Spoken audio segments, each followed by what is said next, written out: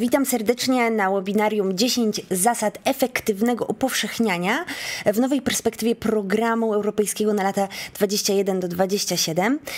Ja nazywam się Monika Koperska, jestem popularyzatorem nauki, ale także swoje doświadczenie właśnie w ramach upowszechniania wyników naukowych oraz popularno-naukowych treści zdobyłam w wielu różnych instytucjach, czy to pracując bardziej w akademickich kręgach, na przykład w Centrum Badań Jądrowych, Narodowym Centrum Badań Jądrowych, czy też jako prezes Stowarzyszenia Rzecznicy Nauki, gdzie corocznie jesteśmy w stanie naszymi treściami docierać do milionów Polaków. Więc mam nadzieję, że ten spędzony ze mną czas pomoże Ci w zaplanowaniu i spojrzeniu na upowszechnianie wyników swojego projektu i będzie to dla Ciebie pomocne. A ja będę się starała podzielić z Tobą całym swoim doświadczeniem. Jeżeli mówimy o upowszechnianiu właśnie w tej nowej perspektywie programu europejskiego, to oczywiście będziemy obracać się dookoła tematów związanych z młodzieżą, ze szkoleniami, z wolontariatem, z edukacją i ze sportem, bo to właśnie te rejony zainteresowania będą finansowane przez Fundację Rozwoju Systemu Edukacji i przez fundusze unijne. Jeżeli mówimy o upowszechnianiu, powinniśmy sobie na początku zdefiniować jakoś ten koncept. Tutaj przytoczyłam definicję, to jest zaplanowany proces informowania głównych zainteresowanych o rezultatach naszych programów i gdy zostanie ten rezultat tych programów i inicjatyw. Ale tak naprawdę o upowszechnianiu powinniśmy myśleć już od samego początku naszego projektu. Zarówno w trakcie jego planowania, jak i w trakcie trwania tego upowszechniania i też spróbuję te aspekty w trakcie naszego spotkania wyłuskać. No, najważniejsze tak naprawdę, bo nie byłoby upowszechniania bez Twojego potencjału Twojego pomysłu, który mam nadzieję wyrośnie jak to ziarno, można przyrównać go do takiego ziarna, wyrośnie w trakcie realizacji projektu i później w trakcie jego raportowania. Ten potencjał, ten pomysł powinien zawierać się gdzieś w tej nowej perspektywie, czyli w tych nowych priorytetach Fundacji Rozwoju Systemu Edukacji i Komisji Europejskiej. Bo to właśnie tutaj w ramach tego finansowania padnie on na podatny grunt. To znaczy, innymi słowy, jeżeli masz pomysł z regionów priorytetów obecnego finansowania, wtedy ten grunt Fundacji Rozwoju Systemu Edukacji będzie gruntem, który będzie gruntem dobrym do tego, żeby to Twoje ziarno pomysłu wzrastało. Tutaj możemy przytoczyć różne konkursy, które mają już w swoim jakby rdzeniu ten aspekt upowszechniania. No bo przecież EduInspiracje to nic innego jak dzielenie się dobrymi praktykami, jak upowszechnianie rezultatów nowatorskich spojrzeń na szkolenia, na edukację. Ale sam program i konkurs selfie to już takie wręcz powiedziałabym kwintesencja upowszechniania, gdzie właśnie poprzez tą formę zdjęciową, tą formę wizualną, która w upowszechnianiu, jeszcze będę to podkreślać, jest bardzo ważna, właśnie możemy eksploatować ten temat upowszechniania. Pamiętajmy jednak właśnie o priorytetach Komisji Europejskiej. Włączenie społeczne i to poruszenie, włączenie społeczne rozumiane jako, jeszcze raz, Pamiętajmy o priorytetach Komisji Europejskiej. Włączanie społeczne, rozumiane tutaj jako mobilność czy budowanie współpracy, to bardzo ciekawy i jakże potrzebny w dzisiejszych czasach aspekt, o którym warto pamiętać. Ale także jeżeli twój pomysł jest z zakresu bardziej związanego z klimatem, jak ekologiczny transport, czy w ogóle tematy związane z ekologią, to też tutaj będzie dla nich podatny grunt.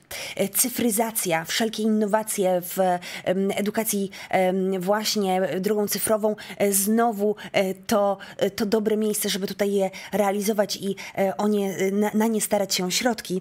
No i oczywiście aktywne społeczeństwo, gdzie to zaangażowanie demokratyczne i to zaangażowanie obywatelskie jest uważane za priorytet. Więc jeżeli czujesz, że to ten grunt to znajdujesz się w dobrym miejscu i możemy ruszać dalej. Każdy projekt powinien mieć mocne korzenie i tak jak powiedziałam, upowszechnianie powinno już kojarzyć się bardzo mocno z momentem planowania, bo dobry plan pomoże ci też w dobrym rozplanowaniu tego późniejszego upowszechniania swojego projektu. Jak widać, korzeń tutaj na tej animacji poklatkowej, to bodajże rośnie jakaś fasola, ma swój rdzeniowy korzeń, ten powiedzmy, to jest to takie twój główny pomysł, ale też bardzo ważne są te korzenie poboczne, które będą wstrzymywać całą konstrukcję od tego, żeby ta tutaj przykładowa fasola się nie przewaliła. W twoim wypadku będą to aspekty, o których też warto pomyśleć na etapie budowania planu, bo plan to nie tylko pomysł, ale całe otoczenie dookoła pomysłu. Jeżeli myślimy o w ogóle rozwiązywaniu problemów w dobie problem solving, bardzo chętnie i często ucieka się do tak zwanych 5 W, które rozszerzane jest o jeszcze jedno H z języka angielskiego, więc mówimy o takich 6 podstawowych pytaniach. Who, what, where, when and why. Te pytania możemy znaleźć, albo budowanie dookoła tych pytań możemy znaleźć w wielu miejscach, jak chociażby w dziennikarstwie, w mediach. Tak konstruowane są treści, ale też możemy je odnaleźć w różnych innych aspektach naszego życia i tutaj przy budowaniu projektu i planowaniu projektu właśnie z tą wizją na upowszechnianie te pytania będą taką checklistą tego, czy pomyśleliśmy o wszystkim na etapie planowania. Why? Dlaczego? Dlaczego chcesz realizować swój projekt? Muszę ci naprawdę podkreślić, że to, jak dobrze ty zrozumiesz potrzebę i odpowiesz sobie na pytanie dlaczego, pomoże ci nie tylko dobrze zaprojektować cały projekt, dobrze go napisać, a później ułatwi ci pisanie raportu, ale też pomoże ci dobrze zdefiniować sobie potrzebę, jaką chcesz zaspokoić. Bo bardzo ważnym jest, żebyśmy tworzyli projekty, które będą się komuś przydawać. I oczywiście w tym wypadku będą się przydawać tej grupie docelowej, którą sobie zdefiniujesz. Ta odpowiedź na pytanie why, czyli dlaczego, pomoże ci też w dobrym, jasnym komunikowaniu projektu później. Tak naprawdę to dlaczego robię projekt powinno skomasować się do jakiegoś jednego, 2 zdań, tak żebyś zawsze from the top of my head, czyli z góry, żeby to była pierwsza i naturalna myśl, która przychodzi ci do głowy i ona była wręcz automatyczna, szczególnie w czasie, kiedy realizujesz projekt i ktokolwiek cię może o niego zapytać, a ty jesteś tym naturalnym adwokatem swojego własnego pomysłu i swojego projektu. Who? Do kogo? Czyli bardzo ważna rzecz, definiowanie grupy docelowej. Tak naprawdę czegokolwiek nie robimy, powinniśmy w tyle głowy mieć odpowiedź na pytanie, do kogo mówię, dla kogo to robię. Odpowiedź na to pytanie pomoże nam w konstruowaniu całego projektu, ale też w jego upowszechnianiu, no bo przecież chcemy upowszechniać ten projekt właśnie przede wszystkim do naszej grupy docelowej. Tutaj zatrzymamy się na chwilę, bo chciałabym, żebyśmy pomyśleli o tym, co tak naprawdę chciałbyś wiedzieć o swojej grupie docelowej, jeżeli miałbyś ją jakoś zdefiniować, o jakich aspektach chciałbyś pomyśleć. Czy masz już w głowie jakieś pytania, które mogłyby ci pomóc zdefiniować swoją grupę docelową? Bo właściwie do kogo mówimy? W popularyzacji nauki i upowszechnianiu nauki bardzo często mówimy o tym, że chcemy wiedzieć, kim są ci nasi odbiorcy. Będziemy pytać o to, w jakim są wieku, chociaż definiowanie grupy docelowej przez wiek zaczyna się od tego odchodzić. Dlatego, że bardzo często osoby w różnym wieku mają podobne zainteresowania, podobne pasje, więc to definiowanie przez wiek przestaje już być takie wiodące, chociaż jak najbardziej jest ważnym aspektem. Wykształcenie jest, powiedziałabym, ważniejszym aspektem, bo ono kreuje nam bardzo mocno tą naszą grupę docelową i tą przestrzeń skojarzeń, w jakiej ta grupa docelowa się porusza, a na jakiej ty możesz budować swoją komunikację. Po co przyszli do ciebie, po co chcą przyjść do twojego projektu i dlaczego w sumie mieliby ciebie słuchać, co masz im do powiedzenia. To są wszystko aspekty, które mogą wydawać się późniejszymi etapami projektowania projektu, że tak powiem, ale tak naprawdę będą już bardzo mocno związane z właśnie definiowaniem sobie, dobrym definiowaniem sobie grupy docelowej. Czym się interesuje ta grupa, jak do niej dotrzeć, oczywiście jakim słownictwem, językiem, symbolami, pojęciami ta grupa docelowa operuje. Oczywiście, jeżeli mówimy o młodzieży, ta będzie mówiła językiem lekkim i też nie powinniśmy takiego języka bać się, kiedy do takiej grupy komunikujemy cokolwiek. Odbiorcy, którzy są bardziej związani z akademią albo bardziej związani z formalnymi środowiskami, będą oczekiwać od nas też bardziej formalnego języka. Ale o języku jeszcze porozmawiamy, bo to bardzo ważny aspekt i wiele rzeczy na niego się składa. Jeżeli myślimy sobie o grupie docelowej, możemy zrobić tak zwaną mapę grupy docelowej. Takie mapowanie jest rzeczą, którą polecam, żeby zrobić przynajmniej raz w swoim życiu, żeby ona już w pewien sposób naturalnie zakodowała się w naszej głowie i żebyśmy w naturalny sposób, budując sobie ten wyobrażenie grupy docelowej, mieli pewne aspekty w głowie. Pomyślmy chwilę o tym, co nasz użytkownik myśli i czuje. Wiem, że to może brzmieć banalnie, ale to pomoże wyłuskać konkretniejsze rzeczy, które są na dole tej planszy, czyli już te ważniejsze aspekty, o których trzeba pomyśleć. Tak samo ważnym, chociaż wydaje się śmieszne, jest co ten użytkownik słyszy, ale nie w sensie dosłownym, jak siedzi w pustym pokoju, ale na przykład na jakie komunikaty jest wystawiany, jakich treści będzie szukać, w jaki sposób będzie spędzać swój wolny czas, co związane jest też z tym, co widzi, na jakie treści będzie się wystawiać, po jakie treści będzie się sięgać, ale też po prostu, co widzi na co dzień, kiedy, nie wiem, idzie z domu do szkoły czy z domu do pracy. Co mówi i robi. Znowu może wydawać się prozaiczne, ale uwierzcie mi, że takie wypisanie sobie w tych trójkątach po 3 rzeczy albo głębsza analiza po 10 rzeczy ułatwi nam zrozumieć naszą grupę docelową, naszą target grupę, a to nie mogę przestać podkreślać, że to bardzo ważne. Z tego górnego prostokąta wysnują nam się bolączki naszej grupy docelowej. Możesz się zastanowić, po co myśleć o jej bolączkach. No, te obawy i frustracje to mogą być rzeczy, które albo chcemy zaadresować, żeby pomóc im rozwiązać jakiś problem. Jeżeli chcemy komuś pomóc rozwiązać problem, automatycznie włączamy jego uwagę, bo kto nie chce sobie ułatwić życia.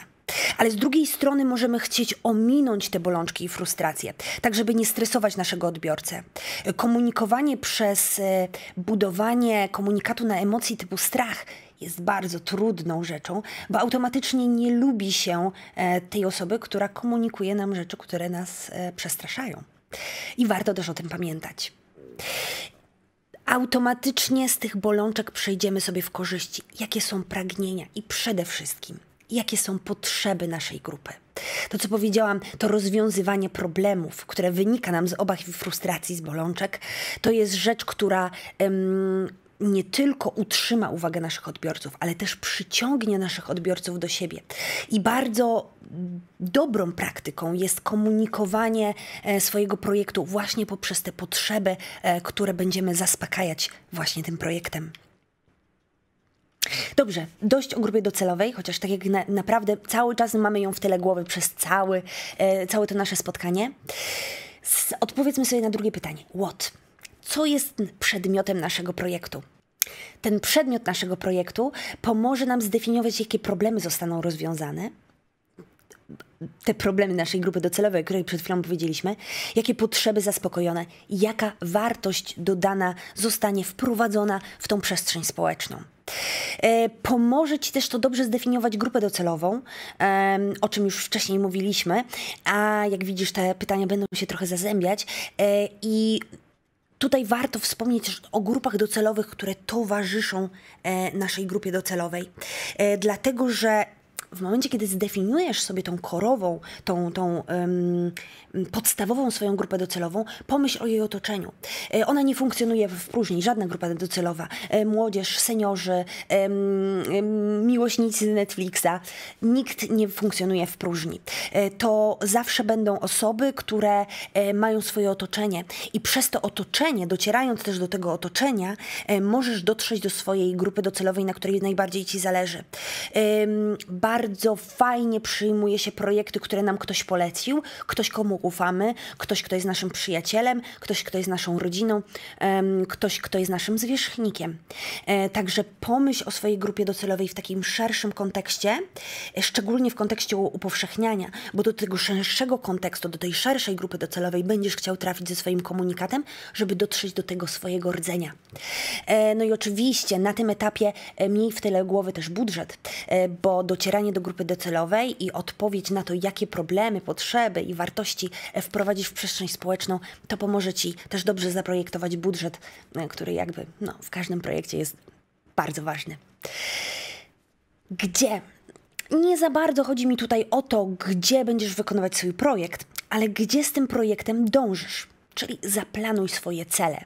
Zaplanowanie celi, czy też celów jest tutaj taką strzałką, po której Twój projekt będzie się, po której on będzie podążać i rozpowszechnianie projektu powinno być właśnie jednym z celów Twojego projektu.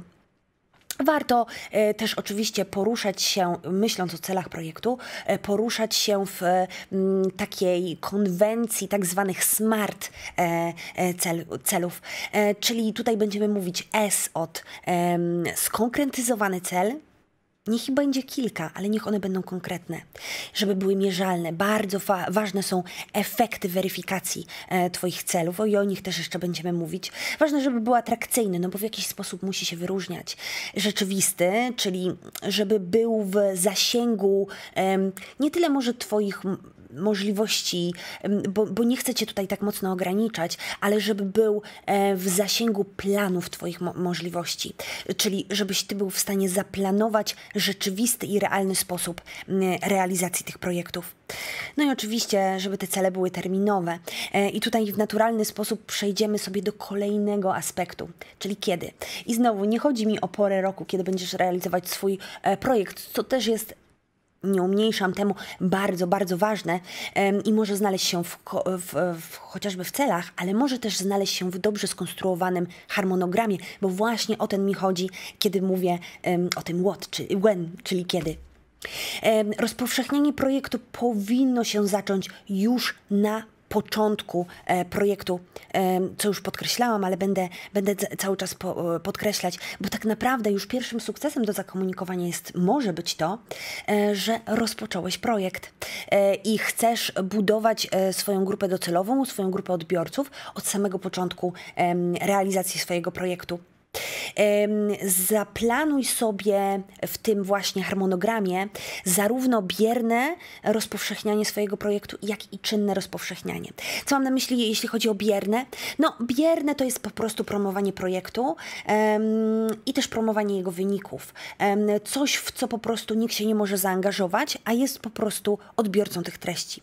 Jeżeli mówimy o czynnym zaangażowaniu, tutaj mamy już na myśli aktywizowanie środowiska, do którego chcemy dotrzeć, poprzez chociażby angażowanie go w pewne procesy czy etapy projektu. Dobrze jest korzystać ze społeczeństwa jako z takiej, czy tej grupy docelowej, jako takiego fajnego miejsca, gdzie można też odbijać swoje pomysły w trakcie realizacji projektu.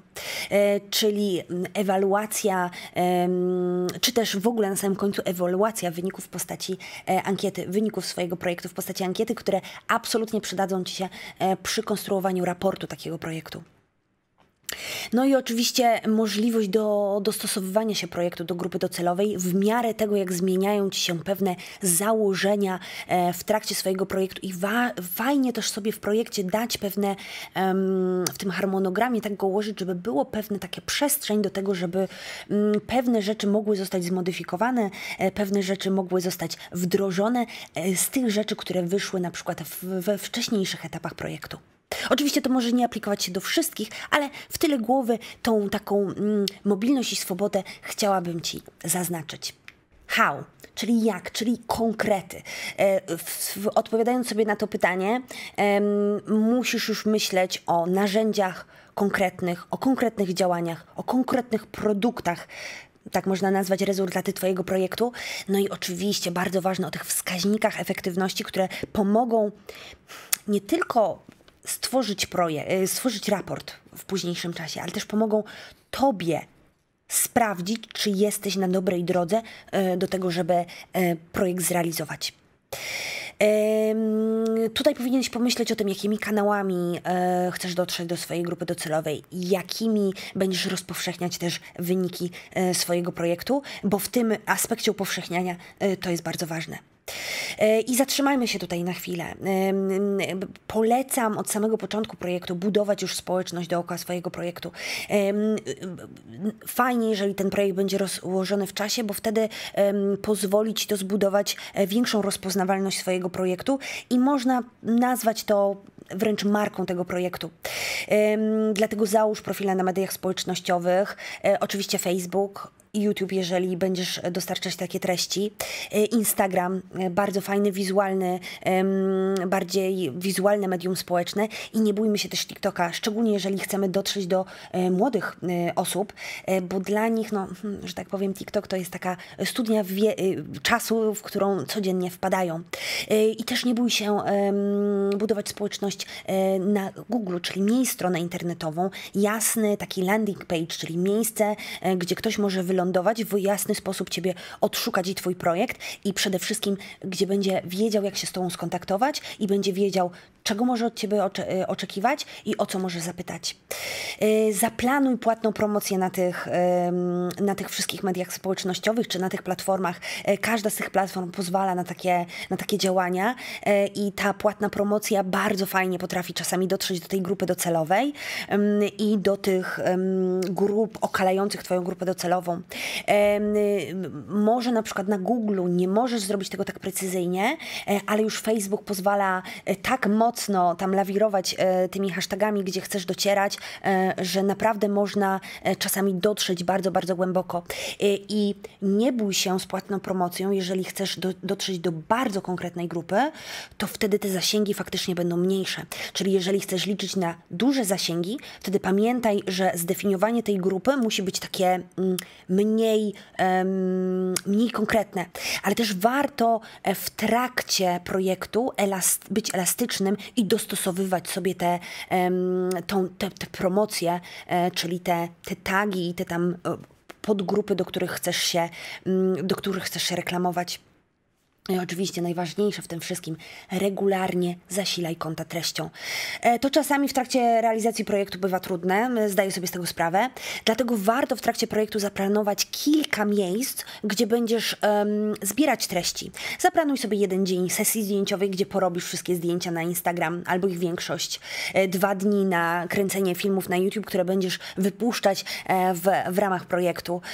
Czy No na samym początku zbuduj stronę internetową, tutaj jakby nie ma żadnych wyjątków od tej reguły i poproś profesjonalistów o to, żeby tak skonfigurowali twoją stronę internetową, żeby ona była łatwo wyszukiwalna w internecie. Co mam na myśli? Czyli jeżeli wejdziesz z trybu incognito, czy z komputera swojego kolegi, którego odwiedzasz przez weekend i wpiszesz w Google'a hasła kluczowe, to wylądujesz na górze tego searchu, tego szukania Google'a, bo to ważne, żeby łatwo znaleźć twoją stronę startową. Ludzie rzadko szukają na drugiej stronie, czy na trzeciej stronie wyszukiwarki. Ona musi być na pierwszej. To znaczy twój projekt musi znaleźć się na pierwszej stronie wyszukiwania. Też w harmonogramie zaplanuj sobie takie kamienie milowe swojego projektu, warte zakomunikowania szerszej publiczności. Oczywiście na początku twojego projektu może być pierwszy kamień milowy i to też może być miejsce, kiedy ludziom mówisz, że na przykład będziesz potrzebować ich takiego i takiego zaangażowania, albo po prostu oznajmisz im, że pracujesz, że chcesz, żeby ci kibicowano, bo to doda ci otuchy i po takim i takim czasie będą widoczne rezultaty twojego projektu. Natomiast warto sobie te kamienie milowe poszczególnych mniejszych rezultatów, które będziesz mógł komunikować, wyraźnie zaplanować, żeby mieć po prostu spokój i taką higienę tego upowszechniania, tego komunikowania swojego projektu do ogółu.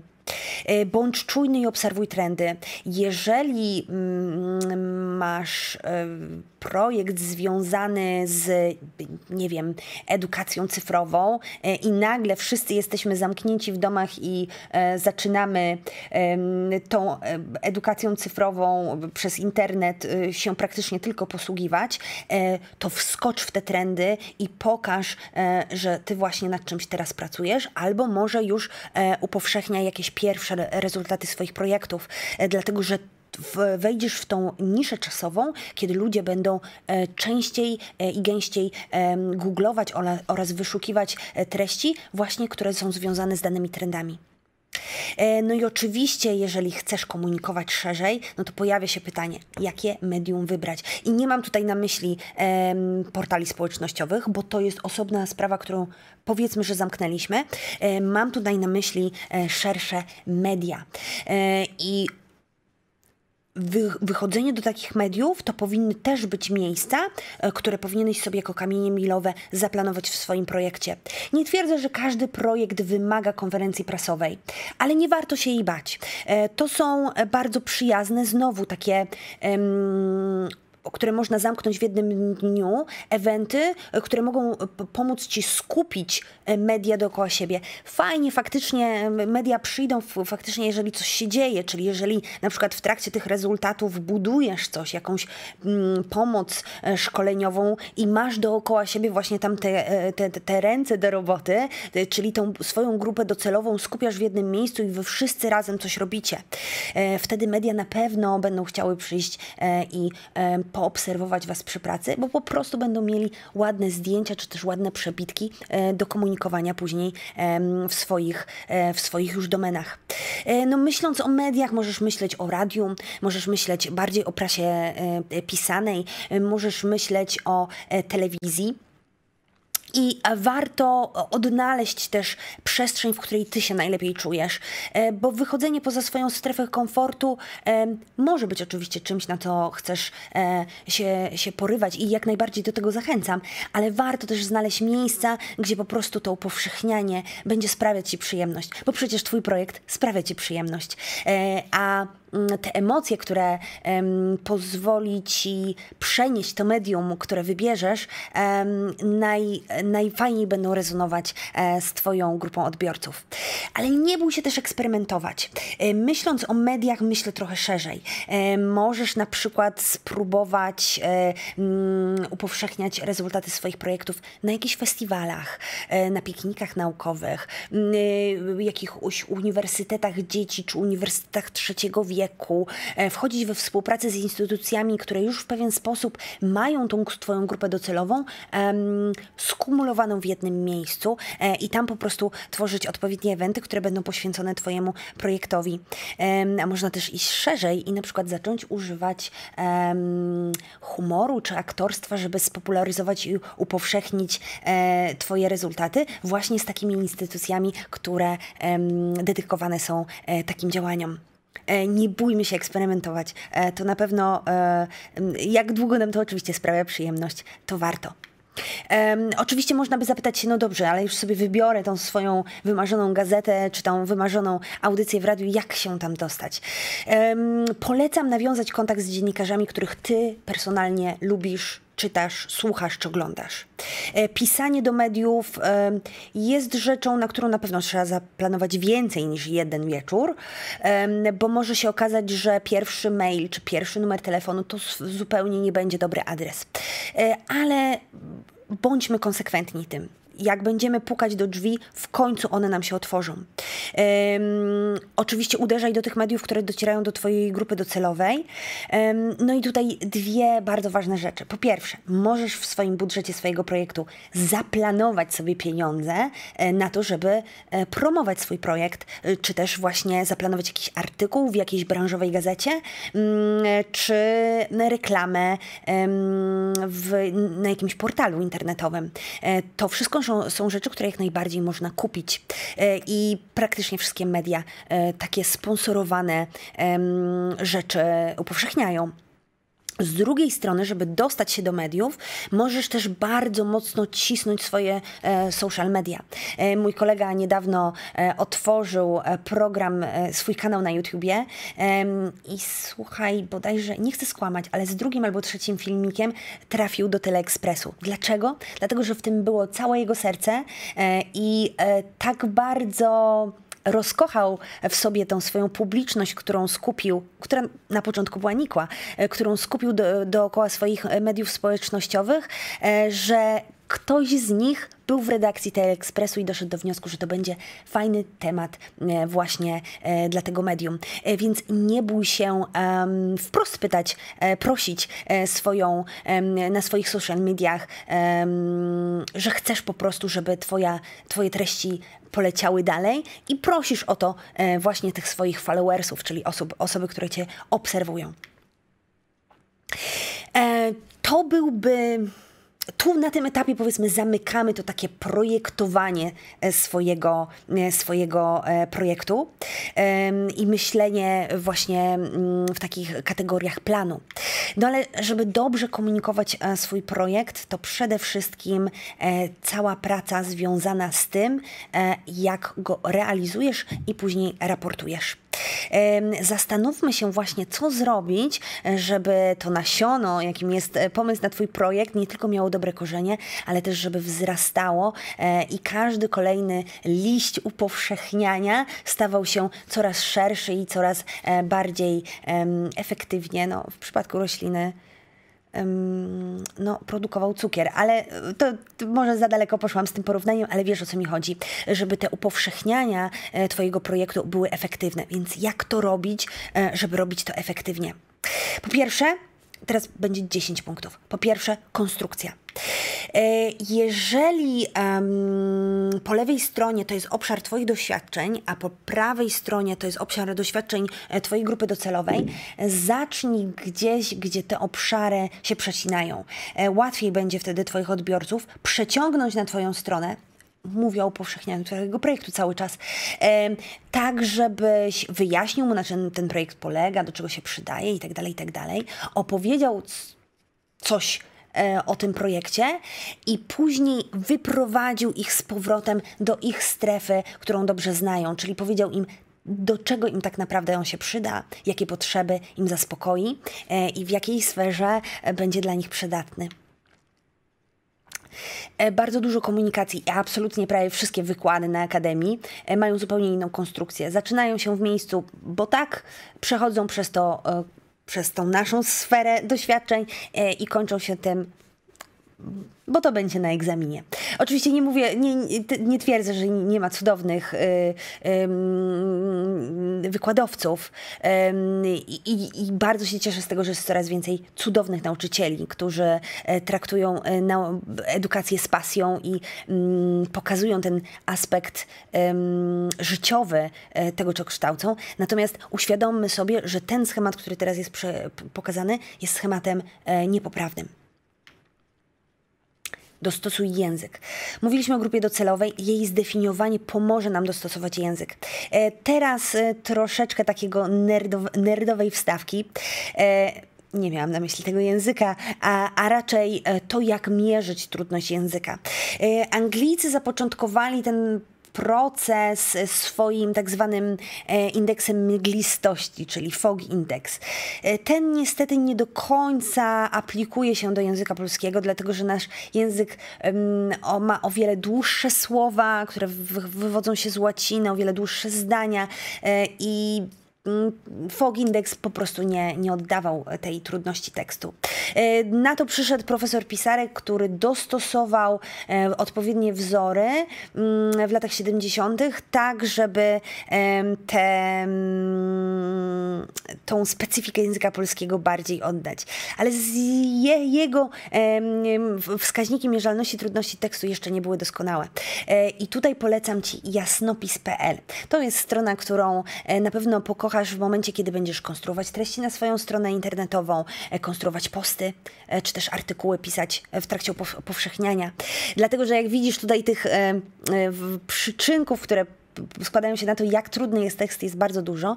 A SWPS dostało specjalne dofinansowanie na to, żeby stworzyć taki bezpłatny wyliczacz tego, jak trudny jest twój tekst. Jeżeli wrzucisz swój tekst w jasnopis, on powie Ci w skali 1 do 7, jak trudny jest ten tekst. Zaznaczy najtrudniejsze zdania, które słowa warte są tego, żeby je poprawić i które zastąpić, a które są absolutnie za trudne dla Twojej grupy docelowej. Jeżeli komunikujesz dookoła społeczeństwa, warto, żeby Twoje treści były gdzieś tam w okolicach 4, czyli były zrozumiane dla osoby, która ukończyła lub kończy liceum. Jak trafić do Twojej grupy docelowej? To, że zdefiniowałeś sobie Twoją grupę docelową, nie znaczy, że tak naprawdę rozumiesz osobowość każdego pojedynczego członka tej Twojej grupy docelowej. Ludzie mają różne osobowości i chociaż rozumiesz ich jako grupę, do której próbujesz dotrzeć, to warto też sobie uzmysłowić, że różne aspekty będą wewnątrz tej samej grupy docelowej, różne aspekty będą inaczej do ludzi przemawiać. Mam tu na myśli konstruowanie swoich komunikatów bazując o emocje, które są szalenie ważne, ale żeby wyważać je o statystyki, przykłady i takie twarde, mocne rzeczy. Jest rzesza ludzi, która oczekuje od Ciebie emocji, na przykład, że jeżeli wyrzucamy plastik w dobie tej ekologicznego dyskursu i priorytetu tutaj, jeżeli wyrzucamy plastikowe siatki, to tak naprawdę jakieś zwierzęta, to one się rozkładają, to jakieś zwierzęta morskie mogą się w nie w konsekwencji zaplątać. Dlatego recyklingujmy je albo używajmy wielokrotnie. Ale z drugiej strony bardziej dotrze do tych pragmatyków to, że taka siatka statystycznie używamy jej przez 12 minut, bo to statystyczna droga od domu, ze sklepu od domu. Ze sklepu do domu. Natomiast rozkłada się w przestrzeni środowiska, rozkłada się, jestem chemikiem, więc mogłabym o tym długo, nie zupełnie się do końca rozkłada w środowisku naturalnym, natomiast rozpadać się będzie na drobne fragmenty i zalegać w środowisku setki lat. Więc jeżeli myślisz o tym, co ludzie wyniosą z Twojego komunikatu, jakim upowszechniasz, myśl o tym, że Twoja rola w tym kontekście to nie jest tylko poinformowanie ich, powiadomienie o danym projekcie, ale to też jest pewien proces pokazania Ciebie jako osoby, gdzie dzielisz się swoim doświadczeniem, stosunkiem do danego tematu, wzbudzasz szacunek i zaufanie, bo tylko wtedy ludzie będą do Ciebie chcieli wracać. A przynajmniej ta grupa, która kieruje się właśnie takimi pobudkami. Czyli warto, żeby Twój odbiorca myślał, rozumiał i wiedział, co chcesz powiedzieć, ale też, żeby poczuł, doświadczył i w końcu uwierzył w to, co chcesz mu powiedzieć. Dziel się swoim doświadczeniem. To wynika z tego, co przed chwilą powiedziałam. Jeżeli oglądałeś kiedykolwiek TEDxa albo wygłaszałeś jakiegoś TEDxa, swoją drogą, fajny sposób, żeby upowszechnić rezultaty twojego projektu, to tam wręcz przymusem jest dzielić się i zaczynać od tego, w jakim ty stosunku jesteś do tego projektu i jak to twoje doświadczenie wyniknęło na to, że zacząłeś w ogóle ten projekt. Naturalnie przechodzimy też do tego, żebyś opowiedział historię o tym, jak to się wszystko zaczęło, jakie miałeś problemy w trakcie projektu, jak sobie poradziłeś z przeciwnościami losu. Może jakaś ciekawa historia w tym wszystkim się kryje. Warto opowiadać historię. My ludzie lubimy historię, ale także takie bardziej formalne i merytoryczne rzeczy można ubrać, no nie twierdzę, że w bajkę, no chyba że twoją grupą docelową są dzieci, to jak najbardziej tak, ale też możemy ubrać pewną historię, gdzie to dobro ze złem walczą, idąc do jakiegoś celu. No bo tak naprawdę to jest schemat tak naprawdę dobrej opowieści. Używaj porównań. Ludzie lubią móc sobie wyobrazić, szczególnie ci, którzy bardziej myślą wzrokowo i wyobrażeniowo. Lubią porównać sobie coś do czego. Ja mogę powiedzieć ci, że atmosfera dookoła Ziemi w sumie jest tak naprawdę cienka z perspektywy całej Ziemi, a ty powiesz, no ale dobrze, jak cienka? No to jak powiem ci, że tak cienka jak skórka na jabłku, gdyby Ziemia była wielkości jabłka, to wtedy ona byłaby grubości skórki, no to już jest porównanie, które ty totalnie czujesz. I takich porównań właśnie szukaj. Takich, które możesz znaleźć w życiu codziennym i do każdego takie porównanie trafi. I co pokazać? Ludzie lubią gadżety, triki, propsy, rzeczy, które po prostu albo im wręczysz, jeżeli angażują się w twój projekt, jako pamiątka, czy jako rzecz, którą mogą później używać, albo będziesz mógł im pokazać w mediach, że to jest rzecz, która nie tylko jest w sferze koncepcji, planów, jakichś takich słów, ale też jest czymś namacalnym. Poza tym media uwielbiają mieć co fotografować. Jak uzyskać tą jasność przekazu? Jeżeli idziesz do mediów, dzień wcześniej poświęć chwilę na to, żeby wypisać sobie na kartce papieru 3 rzeczy, które na pewno chcesz powiedzieć. Po co? Po to, żeby w momencie, kiedy stres gdzieś tam zacznie przodować, żeby wiedzieć dokładnie, co chcesz powiedzieć. A później, jak już zejdziesz z tej przysłowiowej sceny medialnej, że będziesz mógł sprawdzić siebie, czy dobrze wykonałeś swoje zadanie. Bo jeżeli powiedziałeś o tych 3 rzeczach, to dobrze wykonałeś swoje zadanie. Warto, żeby jedna z tych 3 rzeczy była też taką informacją, którą zabierzemy sobie do domu, czyli go to home message. I to powinna być tak dobrana informacja, że człowiek, kiedy będzie chciał się podzielić z kimś innym o tym, co właśnie usłyszał w mediach, żeby to właśnie tą informacją chciał się podzielić. Żeby sprawdzić, wcześniej możesz te 3 informacje i tą rdzenną informację, tą go-to-home message sprawdzić z kimś tobie bliskim, z jakąś osobą, która będzie taką twoją właśnie takim testerem. Zachęć do udziału, czyli punkt 5 z 10. To, co powiedziałam wcześniej, angażuj ludzi, twoją grupę docelową do tego, żeby brała udział w projekcie już w trakcie jego trwania. W nauce teraz bardzo trendującym i takim bardzo na topie jest citizen science, gdzie to społeczeństwo wykonuje elementy związane z nauką, wykonuje części eksperymentów.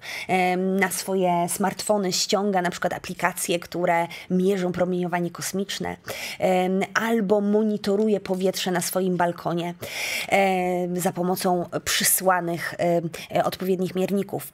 Takie angażowanie społeczeństwa jest teraz bardzo modne i bardzo mocno wpisuje się właśnie w priorytety tych funduszy, o które się starasz, już też się podstarałeś.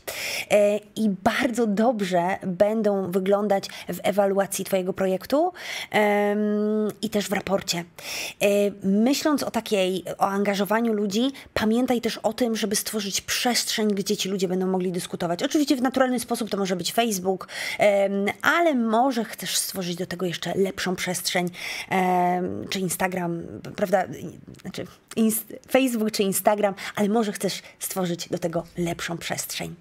No i implementuj sugestie grupy docelowej. Będzie fajnie, że ludzie, którzy poświęcą dla ciebie czas, będą czuli, że ty ten czas przez nich poświęcony wykorzystujesz w tym, żeby ulepszyć swoje rozwiązania.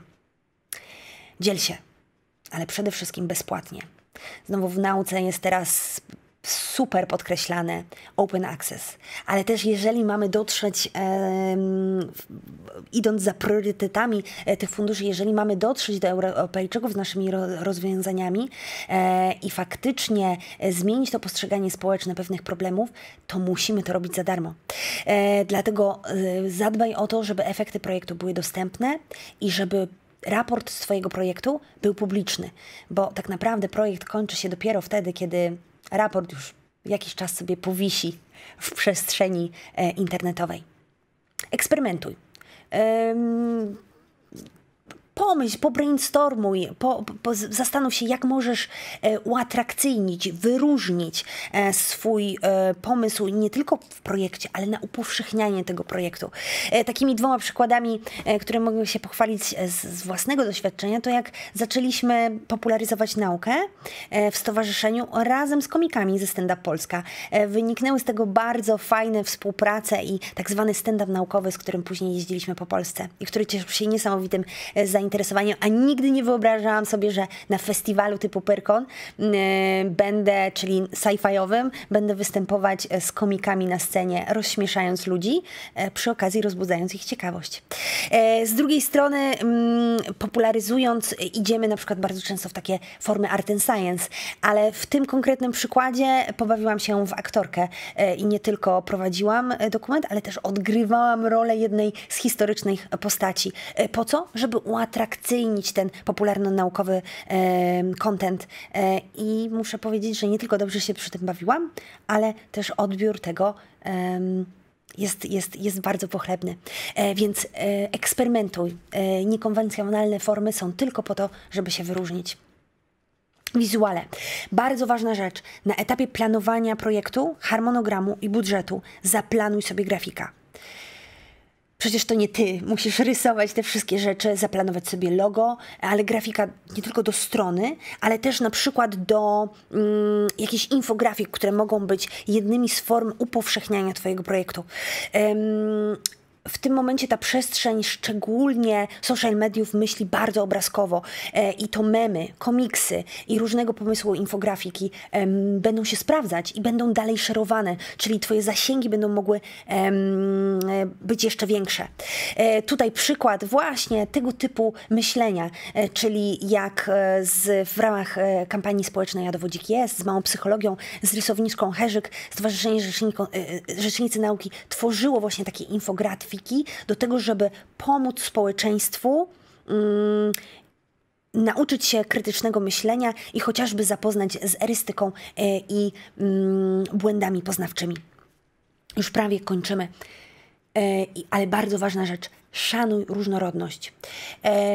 I mam tu na myśli chociażby to, i to znowu spaja się bardzo z tymi priorytetami, jakimi jest włączenie społeczne, ale pomyśl o grupach, które mogą nie mieć takiego dostępu do rezultatu twojego projektu, a cały czas są wewnątrz twojej grupy docelowej.